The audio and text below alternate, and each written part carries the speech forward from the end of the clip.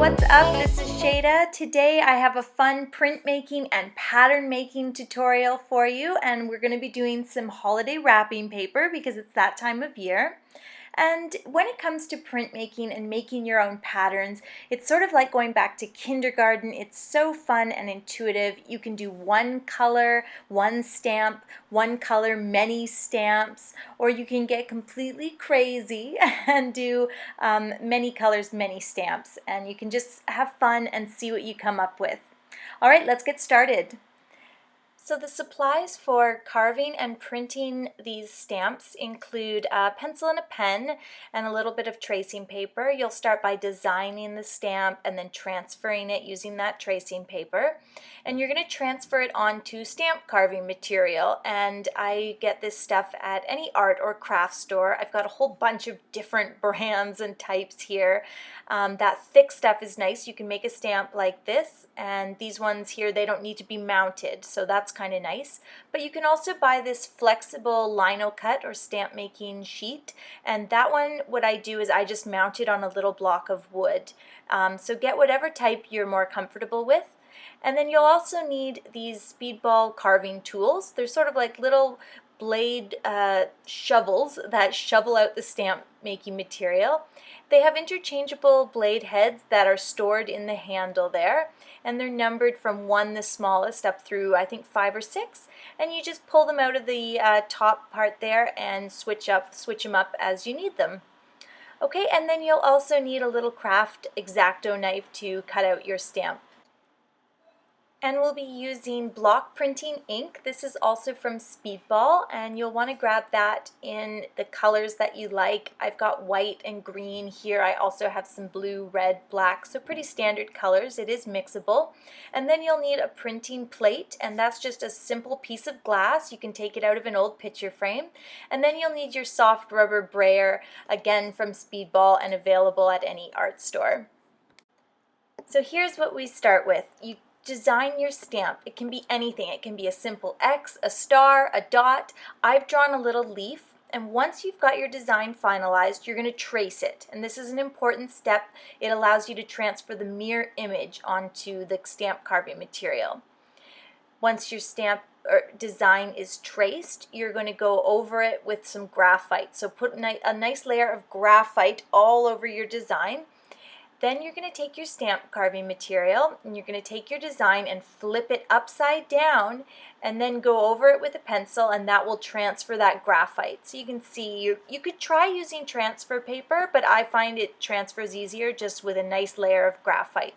Then just go over it with a pen to finalize the design, and then you're going to take your carving tool and you're just going to carve carefully all around the perimeter of your design. And you're just going to make nice, smooth, shallow cuts. They don't need to be super deep. And just try to keep them as smooth as possible so that you get these nice edges. And you can see that's what I'm doing here. I'm using the number 2 blade. I find the number 1 is a little too small. My go-to blades are the number 2 and 3.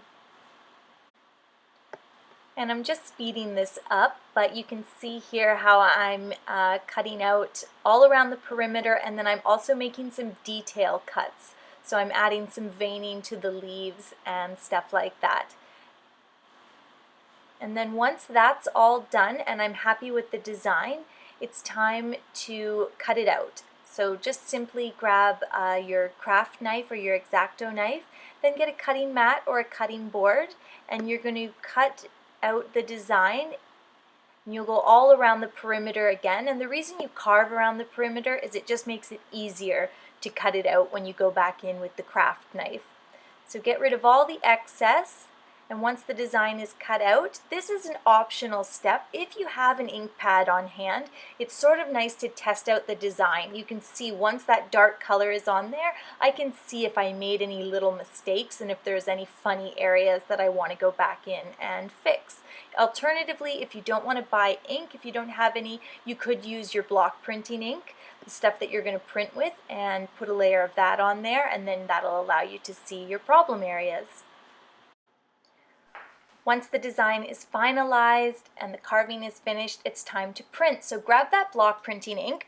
I like to mix it up. So I want to do a green organic look here, but I'm also going to add blue to cool the green down and black to darken it. So I'm going to go for this nice evergreen color.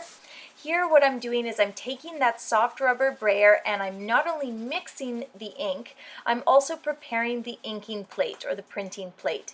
So what I'm looking for is this really nice, thin, even layer of ink. So I don't want to have any sticky peaks. I want this really smooth layer of ink. And once I've achieved that, I know I'm ready to print. So I'll run the brayer over the stamp, get a nice bit of ink on there, and then I just simply flip it over, press it into the paper, and that's how you make your print. And then I think you'll find you get the hang of printing quite quickly and easily. You know, you'll be able to tell if you've got too much ink, it's going to be sort of this wet, messy print. Not enough ink will be a faint print. But then once you get the hang of printing and you start printing your stamps and your wrapping paper, then what you want to start thinking about is, okay, now we're thinking about pattern. So how do you develop a pattern? And you can do a pattern by just placing one stamp in one color on that paper, or you can go further. So here what I'm doing is I've lightened up my ink with a little bit of white and more green, and I'm going to use the same stamp and I'm going to add just that same print but in a lighter green. So this is going to be my pattern. It's going to be two greens, and then I'm also going to add another stamp so I can take it even a little further. So I'm adding these other two stamps here. They're also in that sort of organic plant family. So now I've got two colors and three different stamps. I'm adding these pretty vines and these very thin, delicate little twigs. But then even beyond that, I'm going to add some white. So I'm going to add these beautiful flowers and these cute little sort of very wintry, very Christmassy berries. So I'm just prepping my inking plate again. Everything's nice and clean, and I'm going to lay down some white flowers and some pretty white berries. And I do think it makes this very seasonal, wintry pattern, but you could use this sort of pattern for any time of year. Designing and carving stamps is a lot of fun, but creating your own patterns is really when you get to be super creative. I encourage you guys to try different colors, combinations of stamps, and colors of ink, and see what kind of really cool designs you can come up with, because you could be printing your own fabrics. So when you're carving your stamps and you're thinking about creating a pattern, I think it's important to think about how the stamps will work together. So if you're doing a natural pattern like I am here with sort of seeds and leaves and berries, you want to think about carving a few stamps that are different sizes. So I've got some very small, delicate ones. I have some that are just sort of medium sized, not super detailed. And then I have some that have a lot of little lines and detail. And then I have some large ones. So all of those sort of play together and come together to create an intricate pattern or a beautiful design. And I've also carved some that work together. So this flower goes with this little twig, and they look really pretty together.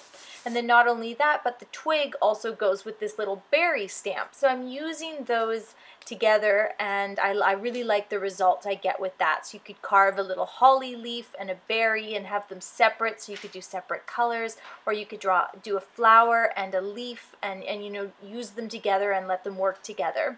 Alright, so I'll leave you with this shot of my pink and white and blue wrapping paper that I designed. I hope you enjoyed the video, and I hope you found something that you can work on this holiday season. I will see you next week with a new tutorial. Until then, happy weekend!